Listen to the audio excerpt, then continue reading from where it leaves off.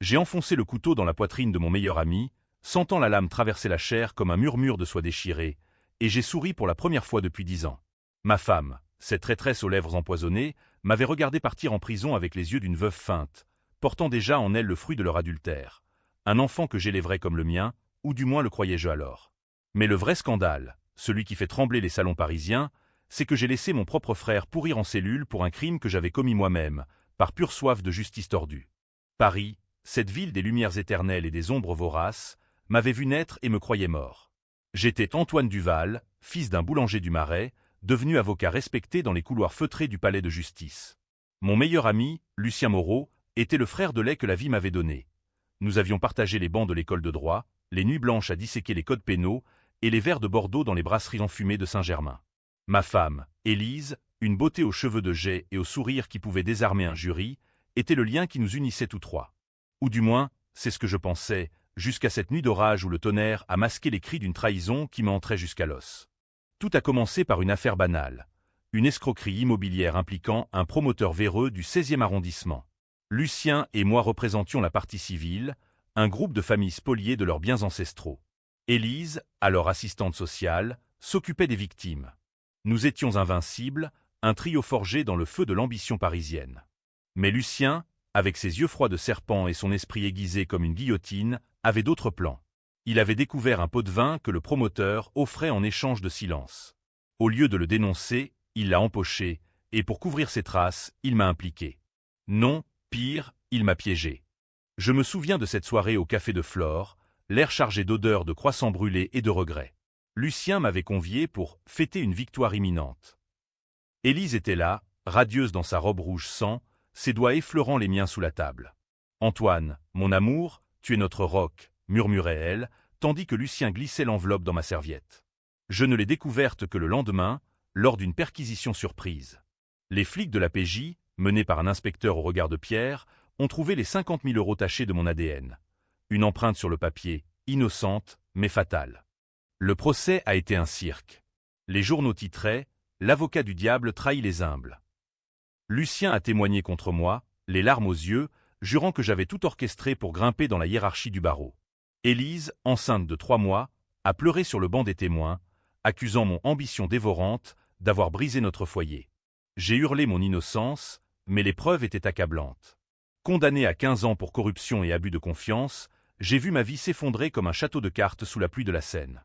En prison, à Fresnes, l'enfer a pris un goût de pain rassis et de solitude. Mais le vrai poison était la lettre qu'Élise m'a envoyée un mois après ma condamnation. « Antoine, pardonne-moi. Lucien et moi. Nous nous aimons depuis des années. Ton enfant n'est pas le tien. Nous élevons notre fils ensemble, dans la maison que tu as payée de tes sueurs. » Phản bội. Pas seulement le corps, mais l'âme.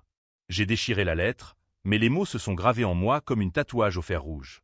Pourtant, ce n'était que le début des secrets. Lucien n'était pas seulement un traître, il était un caméléon. Dans les ombres de la cellule, j'ai reçu des visites anonymes. Un ancien client, un gardien véreux, qui m'ont murmuré la vérité. Lucien avait un passé, un frère aîné, disparu lors d'un accident de voiture suspect en Provence, 10 ans plus tôt. Officiellement, un délit de fuite. Mais les rumeurs parlaient d'un héritage contesté, d'un testament falsifié. Et moi, j'étais l'idiot utile, l'ami qui avait toujours couvert ses frasques étudiantes, y compris ce soir où, ivres, nous avions tabassé un rival et laissé son frère, un gamin de 18 ans, pour mort. C'était moi qui avais tenu le volant, mais Lucien avait juré le silence. Le gosse avait survécu, paralysé, et son témoignage avait envoyé Lucien au bord du gouffre. Pour le sauver, j'avais pris les coups, littéralement, en me jetant devant les poings des agresseurs. J'avais porté le blâme, effacé les preuves, gagne titaille pour lui. Encore une fois. La rage a mûri en moi comme un vintègre dans les caves de Bordeaux.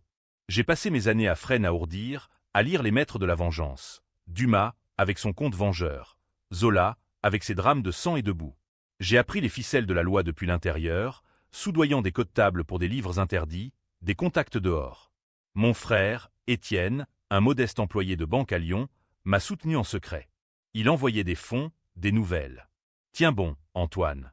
La justice est une pute, mais elle se paie un jour. Ironie du sort. Étienne était le seul lien pur que j'avais, et pourtant, même lui cachait un secret. Une dette de jeu qui le liait à Lucien par un prêt usuraire. Après 10 ans, la remise de peine pour bonne conduite m'a libéré un matin de brume automnale. Paris m'a accueilli comme un amant infidèle. Les boulevards Haussmann haussés de lumière artificielle, les touristes riant aux terrasses, tandis que je, fantôme barbu, errais dans le métro comme un rat des égouts. J'ai retrouvé Élise et Lucien dans leur villa du 7e, un manoir volé à un veuf ruiné. Ironie, car c'était mon client d'avant. Leur fils, un garçon de 9 ans nommé Victor, avait mes yeux, mais le sourire de Lucien. Il vivait dans le luxe. Lucien, promu associé dans un cabinet rival, roulait en Porsche. Élise, devenue galeriste, exposait des toiles volées à l'âme. Ma première visite fut un coup de sonde. Je me suis présenté à leur porte sous le nom d'un collectionneur anonyme, un chapeau rabattu sur le visage. Élise a ouvert, pâle comme un linceul. Antoine, mon Dieu.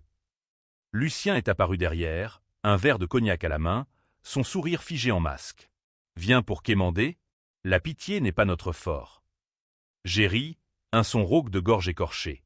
Non, pour rendre ce qui m'appartient. Et j'ai jeté sur la table une photo. Victor, mon fils biologique, un test ADN volé par un contact en prison, confirmant que l'adultère n'avait été qu'un mensonge pour me briser. Le jeu a commencé.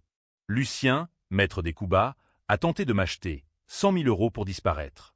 J'ai refusé, préférant le poison lent. D'abord, j'ai saboté son cabinet. Anonymement, j'ai fuité des dossiers. Pas les siens, mais ceux d'un collègue qui l'haïssait, impliquant Lucien par ricochet. La presse a titré « Le renard du barreau mord sa queue ». Il a perdu 3 clients majeurs, dont un ministre. Élise, sentant le vent tourner, m'a contacté en secret. Un rendez-vous au Pont des Arts, sous la pluie fine de novembre. Antoine, Victor a besoin de toi. Lucien. Il change. Il bite, il frappe. Ses larmes étaient vraies, cette fois. Mais la traîtresse en elle persistait. Elle voulait que je l'aide à divorcer, à partager la garde, en échange de mon silence sur le passé. J'ai feint l'intérêt. Nos nuits ont repris, volées dans des hôtels discrets de Montmartre, où le vin coulait comme des aveux. Elle murmurait des regrets, ses mains sur ma peau marquée par les tatouages de frêne, un corbeau, symbole de deuil. Mais je lisais en elle comme dans un mauvais roman. Elle jouait double jeu, informant Lucien de mes mouvements pour un chantage mutuel. Il l'a surprise, une nuit. La dispute a éclaté, des cris filtrant par les volets clos. Le lendemain, Élise est arrivée chez moi. Un studio sordide à Belleville, le bras bandé, les yeux tuméfiés. Il va me tuer, Antoine. Sauve-nous. C'était le moment. J'ai accepté, mais à ma sauce. Avec Étienne, j'ai monté le piège. Mon frère, rongé par sa dette, avait enfin craqué. Lucien le tenait par les couilles, menaçant de ruiner sa famille si Étienne ne coopérait pas à mon silence. Mais Étienne, loyal jusqu'à la moelle, avait enregistré les menaces. Nous avions une arme, un magnéto avec la voix de Lucien avouant l'escroquerie originelle, et pire, son rôle dans l'accident mortel de notre enfance. Non, pas notre enfance. Celui de son propre frère, que j'avais aidé à couvrir, croyant protéger un ami. La confrontation a eu lieu dans la cave de leur villa, un antre de 20 millésimés où Lucien stockait ses secrets. Je lis et attiré avec une fausse alerte. J'ai les preuves, viens seul.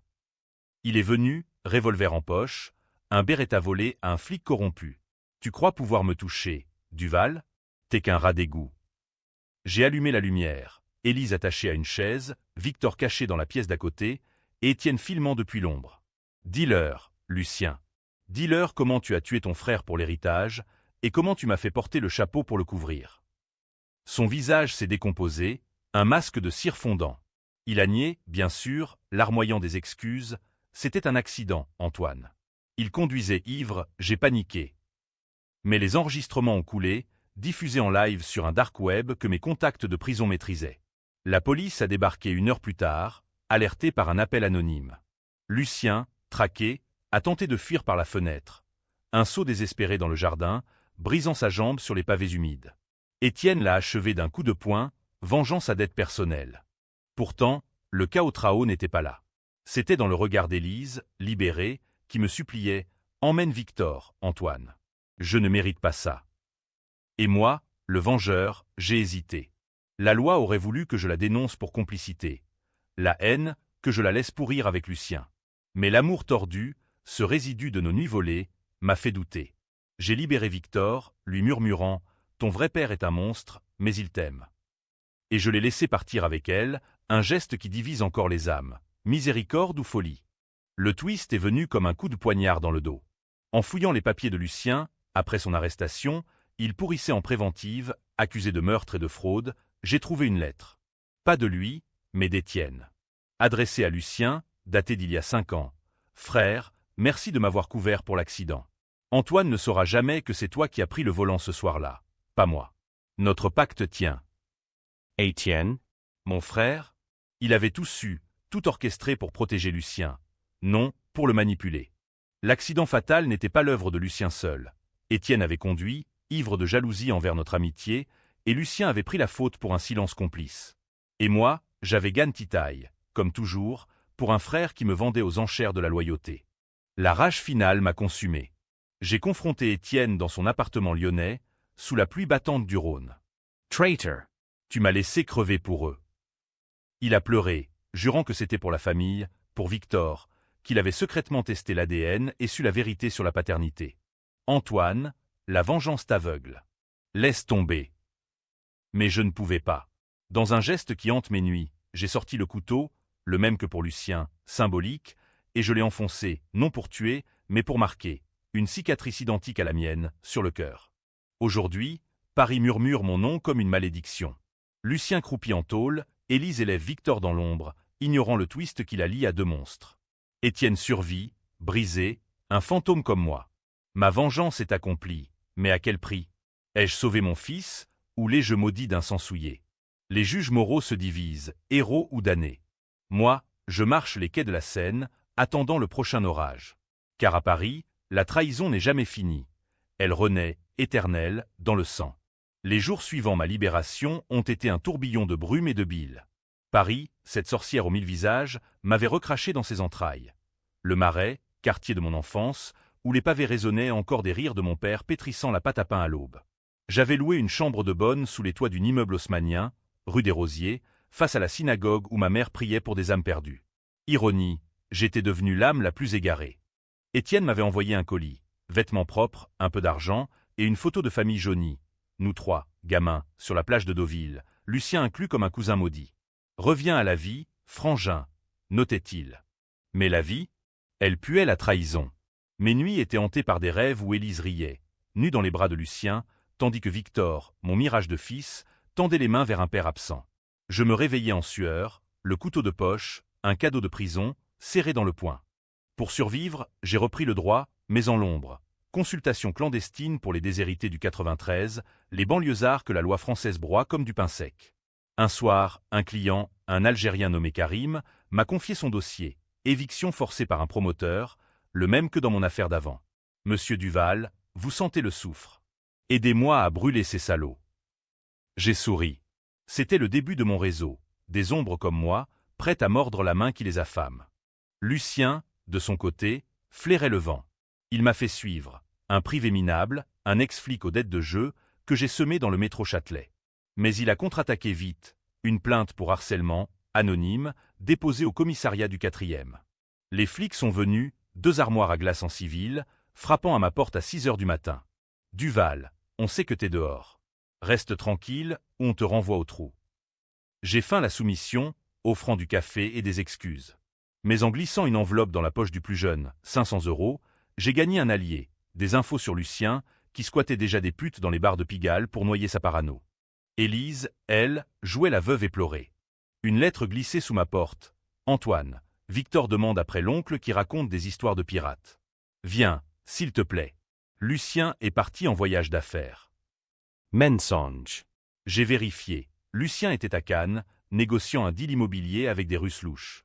J'ai accepté l'invitation, arrivant à la villa au crépuscule, quand les lumières de la tour Eiffel perçaient le smog comme des lames.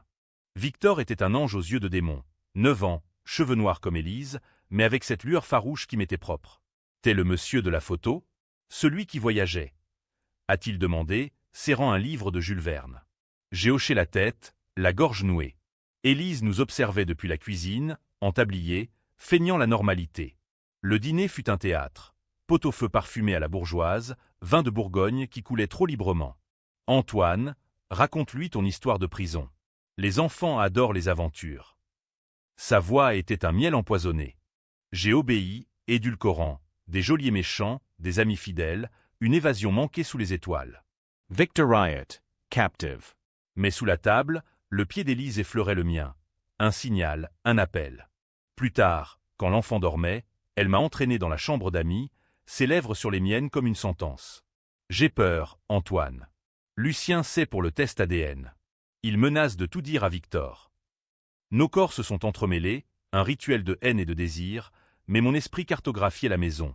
Coffre-fort dans le bureau, photo cachée dans le tiroir. Le lendemain, j'ai volé les clés. De retour dans ma chambre de bonne, j'ai forcé le coffre, un modèle bas de gamme, ridicule pour un avocat.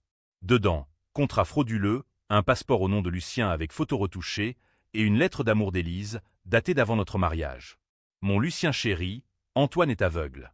Notre passion est un feu que nul ne peut éteindre. Mais le clou, un dossier médical. Victor n'était pas seulement le fils de Lucien. Il portait un gène rare, hérité de moi, une malformation cardiaque que j'avais eue enfant, opérée en secret. Élise l'avait su et caché, pour lier l'enfant à moi sans le dire. La fureur m'a aveuglé. J'ai confronté Étienne par téléphone. « Frangin, t'es au courant pour Victor ?» Silence, puis « oui ». Et pour le reste? Lucien m'a forcé à mentir, Antoine. Sardata. C'est moi qui l'ai créé, en le piégeant avec des faux prêts. Mon frère, le joueur? Non, le manipulatore. Il avait infiltré les finances de Lucien pour me venger en silence, mais ça avait tourné au vinaigre. Reviens à Lyon. On règle ça en famille. J'y suis allé, train de nuit, le ventre noué comme avant un verdict. Lyon, ville aux lumières orangées, m'a accueilli dans l'appartement d'Étienne, rue de la République. Sa femme, Marie, une blonde éthérée, m'a serré la main avec pitié. Il t'attend en bas, au bar. Étienne était là, courbé sur un pastis, les yeux rougis. Antoine, écoute. L'accident de Provence. C'était moi au volant. Lucien a pris la faute parce que j'étais mineur, et pour me protéger. Tòn gánh tội. C'était pour nous tous. Il a sorti une cassette VHS, jaunie, image floue d'une route sinueuse, un virage fatal, le cri d'un frère mourant. J'ai brisé le verre contre le mur, le bar entier se figeant. Tu m'as laissé pourrir pour ça? Pour un pacte de sang entre traîtres. Étienne a supplié, la vengeance, c'est un poison. Laisse Victor en paix. Mais le poison coulait déjà en moi. De retour à Paris, j'ai escaladé, un mail anonyme au barreau, avec extrait des contrats. Lucien a été suspendu provisoirement, un scandale qui titrait « Le compte de la corruption ». Élise a craqué la nuit suivante. Appel à 2 heures, il me bat Antoine. Viens. J'ai foncé, trouvant la villa sens dessus dessous, vase brisé, sang sur le tapis perçant. Lucien, ivre, braquait son Beretta sur elle. Toi, le mort-vivant. Il a tiré, mais j'ai bondi, le plaquant au sol. Le coup est parti dans le plafond, plâtre tombant comme neige sale. Victor a hurlé depuis l'étage, courant dans mes bras. Papa. Ce mot m'a transpercé. Lucien s'est relevé, ricanant. Papa? Ce gosse est un accident, Duval. Comme ton frère. Il a fui dans la nuit, boitant vers sa Porsche. La police est arrivée, sirène hurlant comme des banchés. J'ai tenu Élise, feignant le sauveur, tandis que Victor s'accrochait à ma jambe. Mais en son fort intérieur, je savais, la vraie bataille n'était pas contre Lucien, mais contre le sang qui nous liait tous, un cercle vicieux de mensonges parisiens. Pourtant, dans l'ambulance qui emmenait Élise à l'hôpital, elle a murmuré « Antoine, il y a plus. Lucien a un complice. » Au palais. Un juge? Le twist se resserrait, et ma lame s'aiguisait. Le palais de justice, ce mastodonte gothique qui surplombe l'île de la Cité, est le cœur pourri de Paris. J'y ai passé ma jeunesse à rêver de toge et de vérité absolue, mais après Fresnes, c'était un labyrinthe de vipères. Lucien avait grimpé là-dedans comme les draps sur une croix, et son voyage d'affaires à Cannes n'était qu'une façade pour soudoyer un magistrat. Le juge Henri Duvalet, un reliquat de l'aristocratie décadente, avec des dettes de jeu qui le rendaient malléable comme de l'argile. Élise, sortie de l'hôpital avec des bleus qui viraient au jaune vomi, m'a donné le nom lors d'un thé forcé chez Angelina, place de la Concorde. Les chaises Louis XV grinçaient sous notre silence pesant, tandis que les serveurs en livrée glissaient les Mont Blanc comme des euphémismes. Duvalet. Lucien le tient par des photos. Des fêtes à Deauville, avec des mineurs. Si tu le fais tomber, on est libre. Ses yeux, soulignés de cernes, imploraient. Victor, à l'école, dessinait des monstres. Je l'imaginais griffonnant mon portrait. J'ai plongé dans l'ombre du palais. Mon contact, le jeune flic corrompu, appelons-le Marc, m'a glissé un badge visiteur falsifié. Infiltré comme expert consultant, pour une audience mineure, j'ai erré dans les couloirs lambrissés, où les portraits des anciens présidents me toisaient comme des juges infernaux. Duvalley était un spectre, chauve, bedonnant, avec des mains qui tremblaient sur ses dossiers. Je l'ai abordé à la sortie d'une chambre d'audience, feignant la coïncidence. « Votre honneur, Antoine Duval. » Ancien collègue de Moreau. Il a blêmi, son monocle glissant. Duval? Le condamné. Nous avons discuté dans un bureau exigu, odeur de vieux papier et de peur. Lucien est un serpent, monsieur. Il me force à classer ses affaires. J'ai sorti l'enveloppe, photo volée par Marc, montrant Duvalley avec une fille de 16 ans, champagne à la main. Libérez-moi de lui, et ça reste entre nous. Il a cédé, les lèvres pincées. Un rendez-vous secret avec Lucien, piégé par un micro dissimulé dans un briquet. La rencontre a eu lieu dans un salon privé du Ritz, où le caviar perle comme des larmes de riches. Lucien, en smoking, sirotait un Dom Pérignon, ignorant le piège. Duvalley, nerveux, a activé l'enregistrement. Moreau, tes pots de vin s'arrêtent ici. J'ai des preuves. Lucien a ri, un son de gorge éraillé. Prouve, comme celle contre Duval. Je les ai toutes, juge. Y compris sur ton neveu, le drogué qui a sauté du Pont-Neuf l'an dernier. Chanti Genavime. Mais le micro a capté l'essentiel. Aveu sur l'escroquerie immobilière et un clin d'œil au meurtre du frère. Cet idiot a freiné trop tard. J'ai juste accéléré pour finir le job. J'ai écouté la bande dans ma chambre, le cœur battant comme un tambour de la Bastille. Étienne appelait, voix chevrotante. « Antoine, ne va pas trop loin. Marie est enceinte. » Une nouvelle ou un leurre? J'ai filé à Lyon, train express, pour vérifier. L'appartement puait le tabac froid. Étienne était seul, Marie en déplacement. C'est vrai, frangin. Un bébé. Pour ça, arrête. Mais ses yeux mentaient. J'ai vu le dossier sur la table. Facture de casino, signée de mon nom. Il m'avait endetté à mon insu, via des procurations forgées en prison. La trahison d'un frère est un acide qui ronge les os. J'ai giflé Étienne, le plaquant contre le mur. Tu me vends encore? Pour payer tes vices. Il s'est effondré, confessant. Lucien m'a piégé au début, mais j'ai riposté. Les dettes sont réelles, mais je les ai utilisées pour te financer dehors. Un cercle, chacun piégeant l'autre, moi au centre comme un pion sacrifié. De retour à Paris, j'ai activé le levier. La bande a atterri chez le procureur, via un avocat whistleblower que j'avais soudoyé. Le scandale a éclaté comme une bombe. Juge corrompu et avocat véreux dans un réseau de chantage. Les télénationales, France 2 en tête, ont dévoré l'affaire. Lucien, rattrapé à l'aéroport Orly en partance pour Genève, a été menotté en direct, son visage pixelisé mais reconnaissable, ce rictus de renard pris au collet.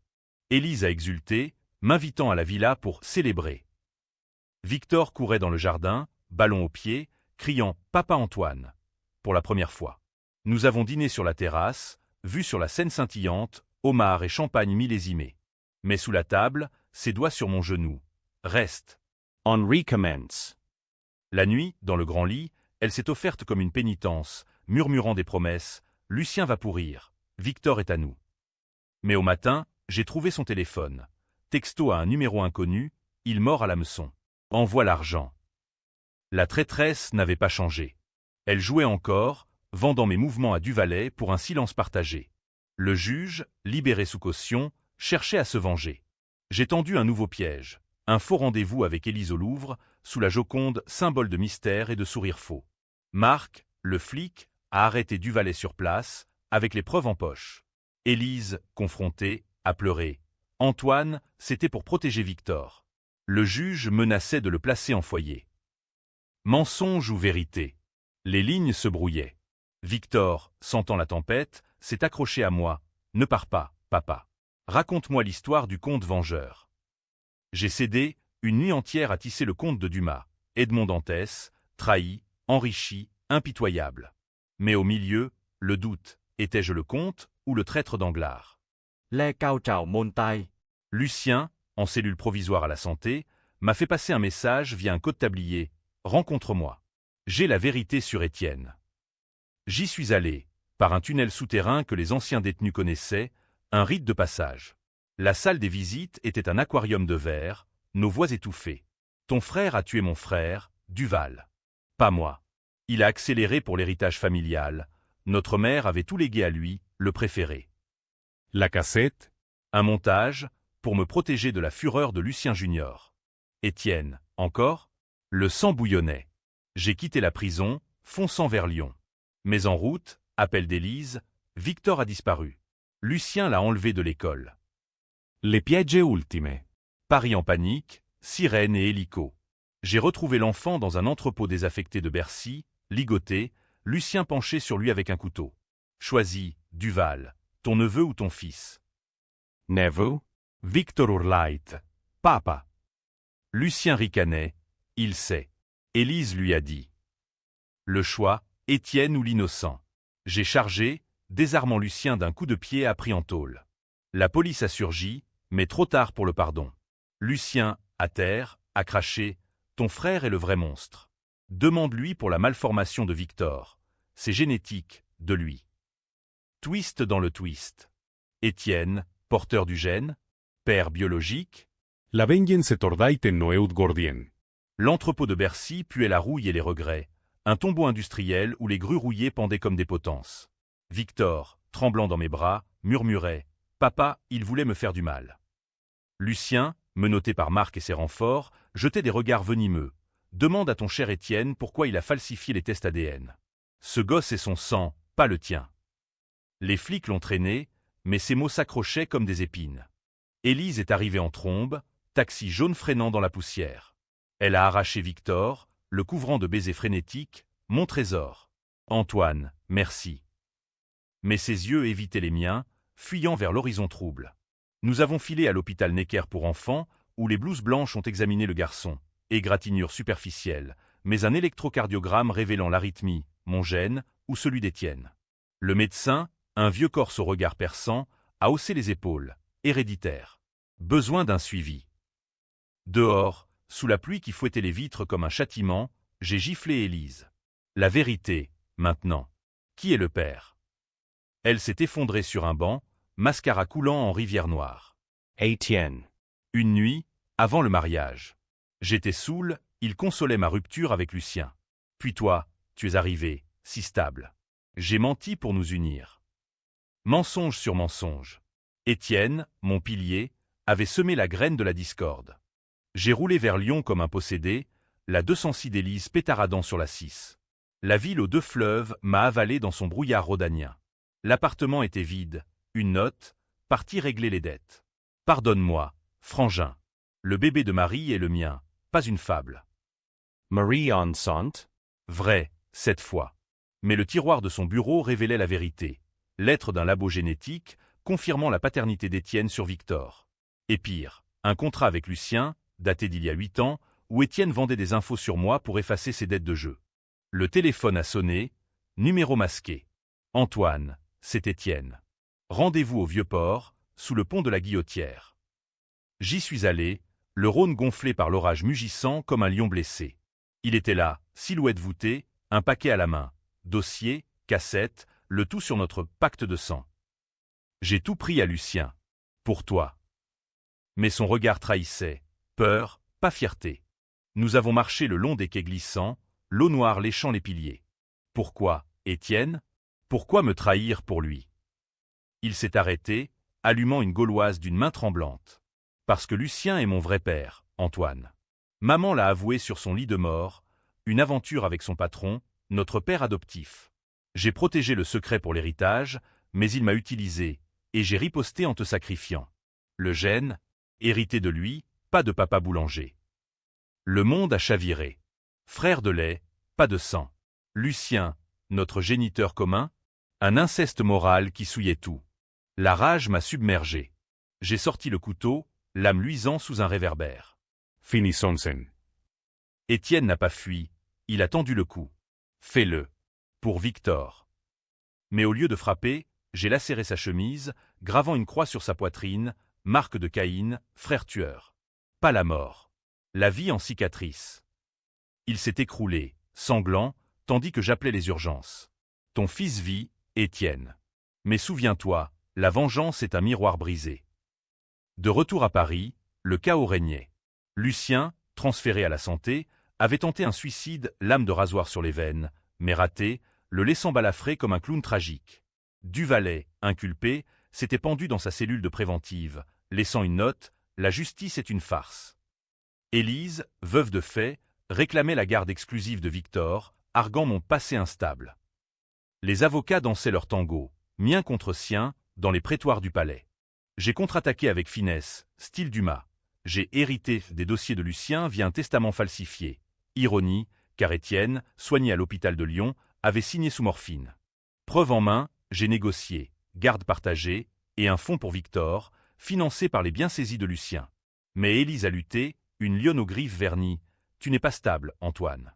Prisonnier un jour, vengeur toujours. Les audiences étaient des duels verbaux, juge hochant la tête devant mes plaidoiries ciselées, forgées dans le feu de frêne. Victor, tiraillé, dessinait des familles brisées. 3 silhouettes, l'une avec une cape de comte.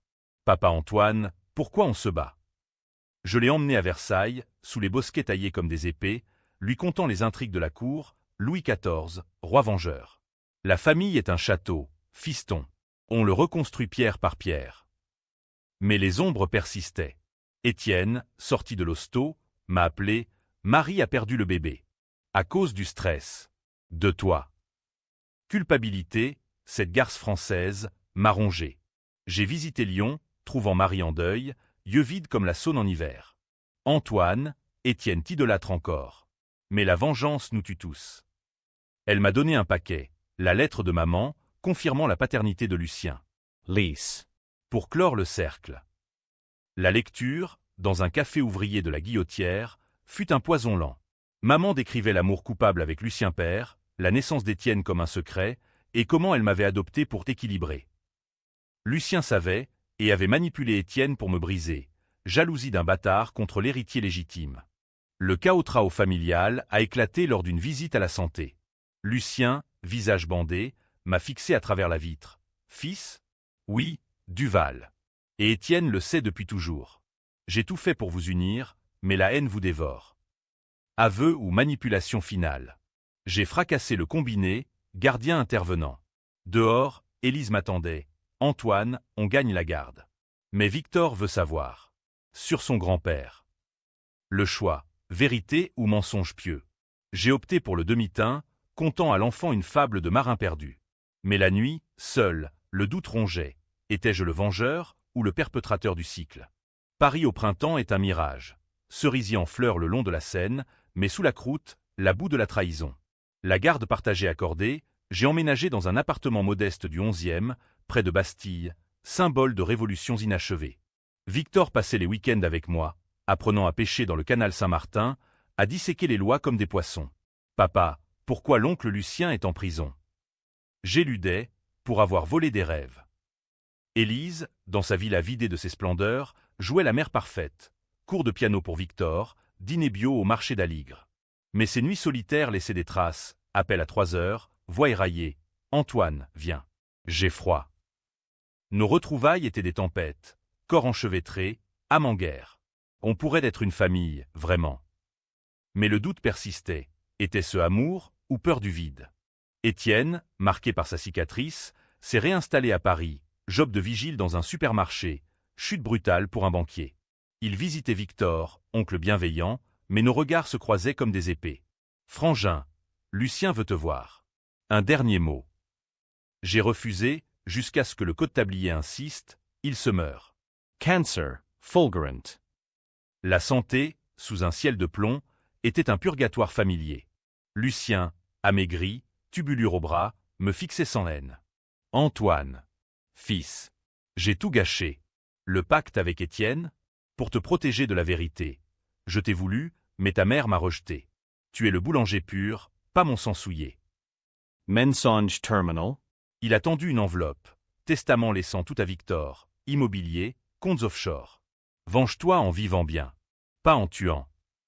Il est mort 2 jours plus tard, empoisonné par ses métastases. L'enterrement, discret au Père-Lachaise, a réuni les ombres. Élise en noir, Étienne boitant, moi en spectateur. Victor a jeté une rose, au revoir, monsieur. Mais en rentrant, la police a frappé, enquête sur Duvalet, relancée. Preuve pointant vers moi. Le micro, les photos. Duval, vous êtes suspect numéro 1. Le piège de Lucien, posthume. Il avait tout prévu. Un suicide pour me piéger, laissant des indices falsifiés me désignant comme commanditaire. Étienne a craqué en interrogatoire. C'est moi. J'ai aidé Antoine par loyauté. Mais sa cicatrice le trahissait. Les flics ont fouillé, trouvant les lettres. Twist final, Élise, la clé. Elle avait tout su et gardé le silence pour l'héritage. Confrontation au Pont des Arts, cadenas d'amour brisé tintant au vent. Pourquoi, Élise? Pour l'argent. Elle a pleuré, pour Victor. Lucien m'a promis la fortune si je te faisais plonger à nouveau. La lame est sortie, mais Victor, arrivant en courant de l'école, a crié « Non, papa ». J'ai rengainé, la police surgissant, appel anonyme d'Étienne. Élise arrêtée, hurlant des regrets. Moi, libre mais brisé, j'ai pris Victor dans mes bras. On part, Fiston. Loin de ce sang. Nous avons fui à Provence, maison d'enfance, vigne lourde de raisins. Étienne nous a rejoints, oncle repentant. La vengeance? Accompli dans le silence des champs. Mais les nuits, je rêve de Paris, de l'âme et de mensonges. Ai-je gagné, ou perpétué le cycle? Les lecteurs jugeront, héros tragique ou monstre égoïste. Le sang, en France, ne sait jamais tout à fait. Fin.